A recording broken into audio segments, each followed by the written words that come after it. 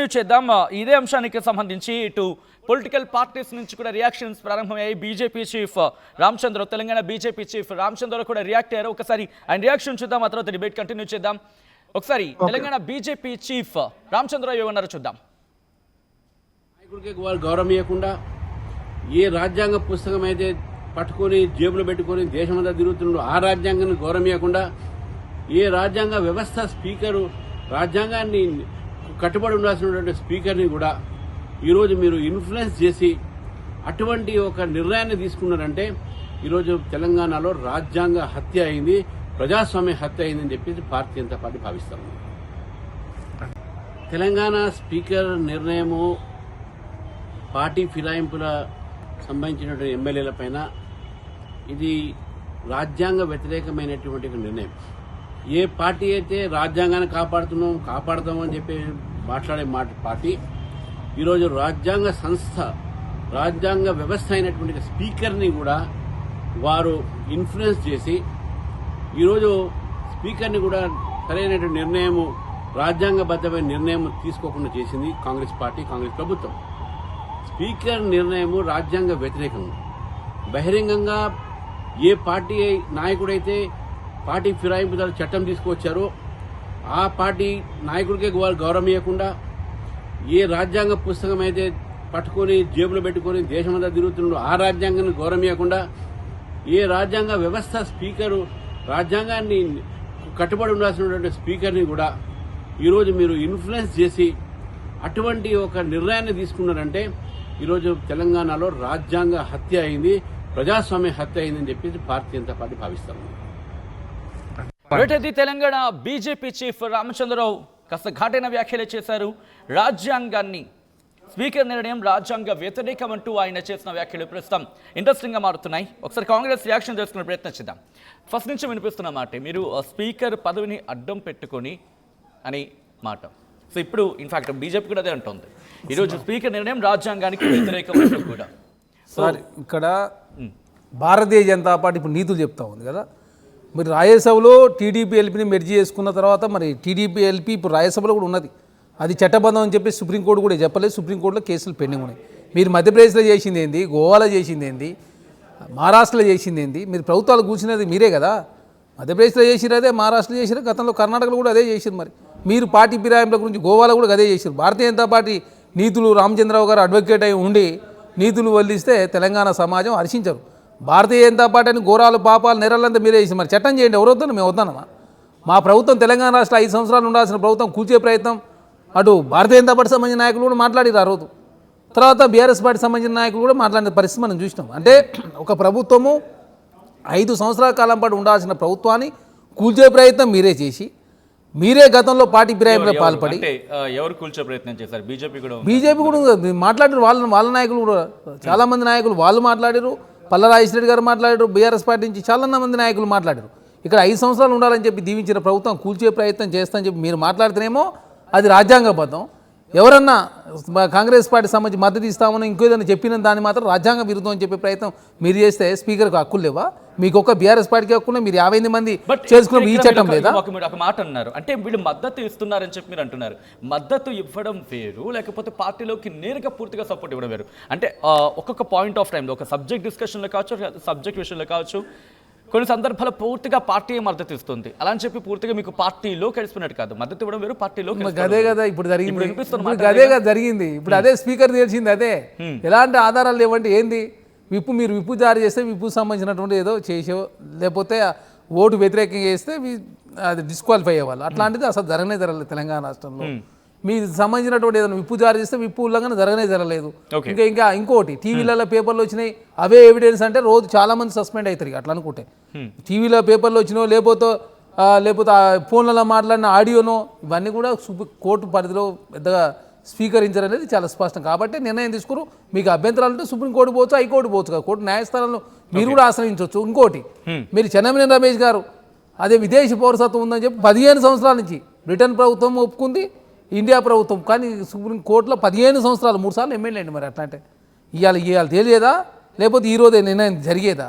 వారికి కూడా తెలుసు బీఆర్ఎస్ పార్టీ ఏంటంటే తెలంగాణ రాష్ట్రంలో వాళ్ళ పార్టీలో ఉన్న నాయకులంతా ఎక్కడ పార్టీ మారుతారో, ఓకే, వాళ్ళంతా ఎమ్మెల్యేలు ఎక్కడ పార్టీ చేజారుతారని చెప్పేసి దీన్ని కొంత మానసికంగా కొంత స్థైర్యం దెబ్బతినే విధంగా బీఆర్ఎస్ ఓకే, కంటిన్యూ చేద్దాం. ఒకసారి లక్ష్మణ్ గారికి వెళ్ళే ప్రయత్నం చేస్తున్నాను. లక్ష్మణ్ గారు, ఇక్కడ వీళ్ళు అంటున్న మాట ఏంటంటే కనుక కాంక్రీట్ ఎవిడెన్సెస్ అనేవి మీ దగ్గర లేవు అనేది వినిపిస్తున్న మాట. ఏదో పేపర్ కటింగ్స్ లేకపోతే క్లిప్పింగ్స్ ఇవి వర్కౌట్ కావు, ఇది అంతగా సక్సెస్ఫుల్ కాకపోవచ్చు అనే వెర్షన్ని కాంగ్రెస్ వినిపిస్తోంది. So is it so? ఎందుకంటే లీగల్ పాయింట్ ఆఫ్ వ్యూలో వచ్చినప్పుడు ఏ ఎవిడెన్సెస్ కరెక్ట్ కావాల్సి ఉంటుంది. సో ఇప్పుడు బీఆర్ఎస్ దేని మీద కాన్సన్ట్రేషన్ చేస్తోంది? అంటే ఇక్కడ మనం చూసామండి, తెలంగాణ ముఖ్యమంత్రి గారు కూడా చాలా సందర్భాలలో చెప్పిన సందర్భాలు మనం చూసాము. ఇక్కడ ఈ ఎలక్ట్రానిక్ మీడియాలో వచ్చింది అది ఆ ఎవిడెన్స్ చెల్లదు అనేది మాత్రం అవాస్తవం. అది అంటే electronic evidence is a admissible evidence అనేది చట్టాలు, ఎలక్ట్రానిక్ యాక్ట్స్ కూడా ఉన్నాయండి. ఆ చట్టాలు క్లియర్ గా చెప్తున్నాయి. ఎలక్ట్రానిక్ మీడియాలో కావచ్చు, పేపర్లలో కావచ్చు, వచ్చిన అటు దాని వాస్తవాల్ని ఎగ్జామిన్ చేయాల్సింది స్పీకర్ గారు. నిజంగా మేము పెట్టిన డాక్యుమెంట్స్ ఫాల్సా, నిజంగా ట్రూ ఆఫ్ ఫాల్స్ అనేది ఆయన ఎఫ్ఎస్ఎల్ రిపోర్ట్ ని ఎఫ్ఎస్ఎల్ చేయమని చెప్పడానికి కారణం అదే.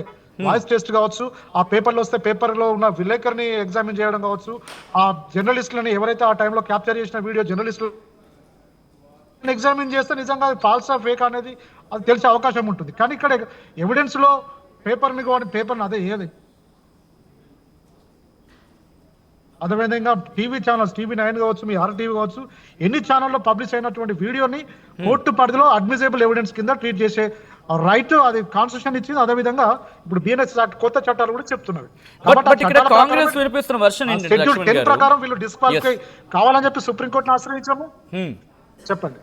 రైట్, ఇక్కడ వినిపిస్తున్న మాట ఏంటంటే ఇవేమీ చల్లవు, ఇవేమీ వర్కౌట్ కావు, ఇది కేవలం ఇష్యూని డ్రాక్ చేయడానికి మిగిలిన ఎమ్మెల్యేలు కావచ్చు, లేకపోతే మిగిలిన పార్టీలు ఉన్న వాళ్ళు కావచ్చు, పార్టీ ఫిరాయించకుండా ఒక నిలువరించే ప్రయత్నం, పార్టీ మారకుండా నిలువరించే ప్రయత్నమే జస్ట్ కైండ్ ఆఫ్ ఒక యాక్ట్ లాగా అనుకోవాలి. అంటే మేబీ ఒక చర్య కింద అనుకోవచ్చు తప్ప నథింగ్ మోర్ దన్ దట్. లీగల్గా ఇది సక్సెస్ అయ్యే అవకాశం లేదనేది కాంగ్రెస్ నుంచి వినిపిస్తున్న వెర్షన్. Is it so? అంటే లీగల్గా ఇది సక్సెస్ అయ్యే అవకాశం లేదా? అఫ్ కోర్స్ BRS కాబట్టి మీరు ఆ మాట మిమ్మల్ని అంటే లేదు అంటే అది క్లియర్ గా అండి, ఇక్కడ లీగల్ గా సక్సెస్ అయ్యే అవకాశం ఉందా లేదని ఆల్రెడీ ప్రజలు గమనిస్తున్నారు. ఇక్కడ చట్టాలు అన్నట్టు క్లియర్ గా భారతదేశం చట్టాల మీద, రాజ్యాంగం మీద ఆధారపడి రామచంద్రరావు గారు అన్నట్టు ఇక్కడ కాన్స్టిట్యూషన్ లో 10th షెడ్యూల్ క్లియర్ గా చెప్తున్నది. మరి స్పీకర్ గారు ఆ ఎవిడెన్స్ ఎందుకు తీసుకోవాలనేదే మా ప్రశ్న. అంటే తను బెనిఫిట్ ఆఫ్ డౌట్ కింద దాన్ని పక్కన పెట్టారా? మేము ఇచ్చిన డాక్యుమెంట్స్ కావచ్చు, ఎవిడెన్స్ కావచ్చు, వీడియో ఫుటేజ్ కావచ్చు, వాళ్ళ వాయిస్ ఆయన స్వీకరించలేదా? వాళ్ళకి సంబంధించిన డిఫెన్స్ ఏం జరిగింది, మా డిఫెన్స్ ఏంది అని దాన్ని ఏ విధంగా ఆయన తీసుకున్నారు అనేది. అంటే ఎవిడెన్స్ అనేది ప్రజలు, తెలంగాణ ప్రజలు కావచ్చు, సుప్రీంకోర్టు పరిధిలో కూడా క్లియర్ గా ఎవిడెన్స్ మీద సబ్మిట్ చేయడం జరిగింది.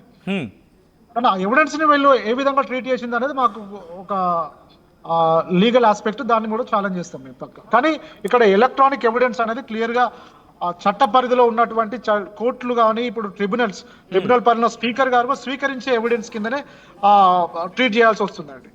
కాబట్టి అది ఎవిడెన్స్ కిందనే దాన్ని మేము ఛాలెంజ్ చేస్తాం. దీన్ని సుప్రీంకోర్టులో కానీ, హైకోర్టులో కానీ ఫ్యూచర్లో సీరియస్గా తీసుకునే అవకాశం కూడా ఉంటుంది.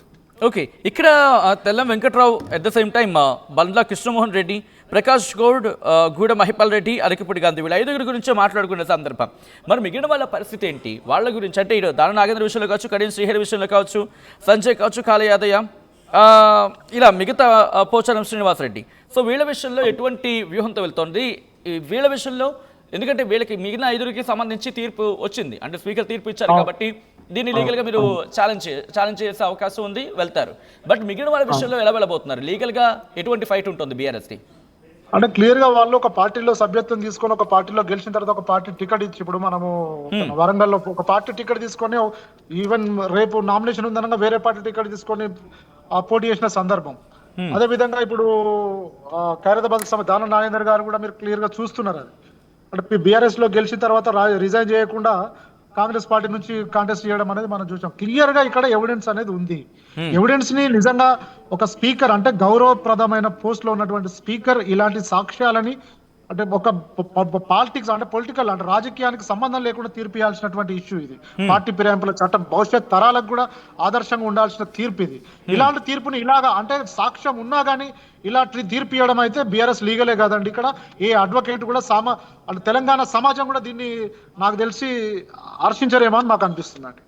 రైట్, ఒకసారి నేను మళ్ళీ కాంగ్రెస్ దగ్గరికి వెళ్ళే ప్రయత్నం చేస్తాను. మీరు ఇందాక ఒక మాట అనడం జరిగింది చరణ్ కౌశిక్. సో ఆ టైంలో ఒక ఫ్లడ్ అంటే ఇటు బీఆర్ఎస్ నుంచి కాంగ్రెస్లోకి 10 మంది వచ్చారు అనేది ఒక పెద్ద బ్రేకింగ్ న్యూస్ అని కదా, ఒక ఫ్లడ్ బ్యాక్ టు బ్యాక్. ఈ రోజు ఒకరు జాయిన్ అయితే రేపు ఒకరు జాయిన్ అయ్యారు. ఈ చర్చ జరిగిన సందర్భం. సో జాయిన్ అయ్యారా లేదా, పార్టీలు ఉన్నారా లేదా అనేది డెసిషన్ వచ్చిన తర్వాత మాట్లాడుకోవచ్చు ఆఫ్ కోర్స్ వినిపిస్తున్న క్రమంలో. సో ఇటు మీరు ఇందాక మాట్లాడడం జరిగింది, ఇలా మా ప్రభుత్వాన్ని కాపాడుకోవడానికి బయట నుంచి మద్దతు ఇవ్వడమో లేకపోతే సపోర్ట్ ఇవ్వడం ఉన్నారు అనేది మీరన్నమాట. సో ఇప్పుడు మిగిలిన వాళ్ళు కూడా జాయిన్ అవ్వచ్చు, మిగిలిన కొంతమంది కూడా వచ్చే అవకాశం నుంచి చర్చ జరిగిన తర్వాత వన్స్ బీఆర్ఎస్ లీగల్ వ్యూహం వేసిన తర్వాత దానికి అడ్డుకట్ట పడిందా? ఇప్పుడు ఉన్నవాళ్ళు కూడా ఎందుకు కాంగ్రెస్లో ఉన్నావా అని చెప్పి ఆలోచించే పరిస్థితి అనే చర్చ కూడా ఉంది. వీళ్ళ గురించి పక్కన పెడితే బీఆర్ఎస్ ఆ వ్యూహంలో సక్సెస్ అయిందా? ఎందుకంటే 64 65 అనుకోండి, 65 ప్లస్ ఇంకో 10 అనుకోండి, ఆ 5 కూడా మీ దాంట్లో ఇక్కడ ఇప్పుడు బీఆర్ఎస్ పార్టీ సంబంధించి ఒక 5 సభ్యులు అయితే పెరిగారు. ఎందుకంటే మొన్నటి వరకు బీఆర్ఎస్ పార్టీ 27 మంది ఉందనుకున్నారు. ఇప్పుడు స్పీకర్ గారు నిర్ణయంతో ఆ 5 మంది సభ్యులు కూడా బీఆర్ఎస్ పార్టీ సభ్యులు అని చెప్పేసి స్పీకర్ గారు అయితే నిర్ధారించారు. సరే ఆ సభ్యులు బీఆర్ఎస్ పార్టీ సైడ్ పోరా తర్వాత సంగతి పక్కన పెడితే బీఆర్ఎస్ పార్టీ మాత్రం ఒకటైతే సాధించింది. 27 నుంచి 5 అంటే 32 అయితే పెరిగారు. ప్రధానంగా చాలా స్పష్టంగా గుర్తుపెట్టుకోవాలి, తెలంగాణ రాష్ట్రంలో వాళ్ళకైతే ఏ చట్టాలు అయితే ఉన్నాయో మాకు కూడా అదే చట్టాలు ఉంటాయి. తెలంగాణ రాష్ట్రంలో అందరికీ అదే చట్టాలు, భారతదేశానికి కూడా అదే చట్టాలు వర్తిస్తాయి. ఎందుకంటే పార్టీ ఫిరాయింపు సంబంధించి కావచ్చు, అదేవిధంగా రాజ్యాంగం నిబంధనలు కావచ్చు, అది బీఆర్ఎస్ పార్టీకైనా భారతీయ జనతా పార్టీకైనా అవే చట్టాలు ఉంటాయి. కాబట్టి చట్టాల్లో ఉన్నటువంటి ఏదైతే మీరు లొసుగులను వాడుకొని ఏ విధంగా 10 సంవత్సరాల కాలం పాటు పబ్బం గడిపిరో తెలంగాణ సమాజం అంతా కూడా చూసిరు.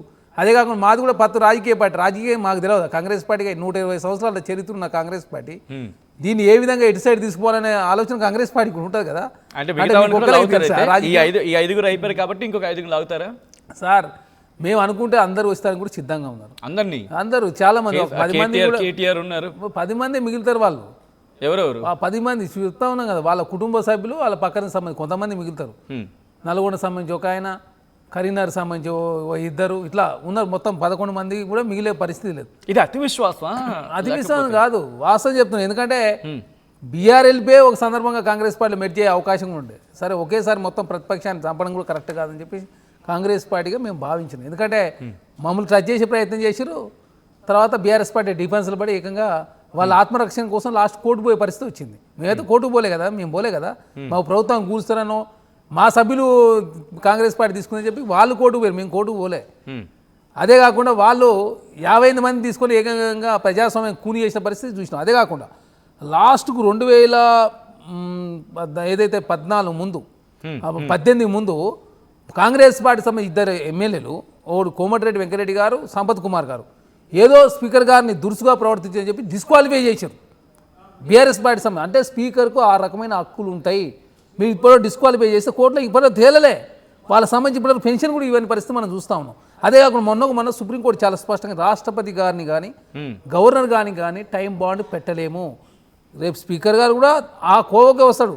ఇవాళ కాకపోతే రేపు సుప్రీంకోర్టులో ఆ కేసులు ఇంప్లీట్ అవుతారు. స్పీకర్ కూడా మరి ఎట్లా టైం బాండ్ పెడుతుంది? గతంలో ఇచ్చిపోయారు తీర్పు, తర్వాత వచ్చింది జడ్జిమెంట్. మరి స్పీకర్ గారు కూడా ప్రత్యేకమైన అధికారాలు ఉన్నాయి కదా వారికి కూడా. బట్ అంటే అది మళ్ళీ వేరే డిస్కషన్కి వెళ్తుంది. ఎందుకంటే పెట్టిన సందర్భం వేరు, బట్ జరుగుతున్న సందర్భాలు వేరు కాబట్టి అనేది ఇక్కడ చర్చ. బట్ మళ్ళీ దానికి వచ్చే ప్రయత్నం చేద్దాం. సో లక్ష్మణ్ గారికి వెళ్ళే ప్రయత్నం చేస్తాను. లక్ష్మణ్ గారు, ఇక్కడ కాంగ్రెస్ నుంచి వినిపిస్తున్న మాట, ఓకే హర్డిల్స్ కనుక ఒకవేళ బీఆర్ఎస్ కలగజేస్తే, ఒకవేళ మాకు ఇబ్బంది పెట్టే ప్రయత్నం చేస్తే కనుక కేవలం 10 మంది మాత్రమే బీఆర్ఎస్లో మిగులుతారు, మిగిలిన వాళ్ళంతా కూడా ఇటు కాంగ్రెస్లోకి వస్తారు ఉంటారు అనేది కాంగ్రెస్ వెర్షన్. సో బీఆర్ఎస్ వ్యూహం ఏంటి మరి అప్పుడు? అంటే ఇక్కడ క్లియర్ ఇప్పుడు బ్రదర్, ఇక్కడ మనకు సోదరుడు చరణ్ కౌశిక్ చెప్పినట్టు అంటే 10 మందే మిగులుతారు, మిగతా వాళ్ళు కాంగ్రెస్ లో జాయిన్ అవుతారు. అంటే ఇది కూడా పార్టీ ఫిరాయింపులకు సంబంధించిన ఎవిడెన్సే. వీలైతే దీన్ని కూడా మేము సుప్రీంకోర్టులో ఛాలెంజ్ చేసే అవకాశం ఉంటుంది.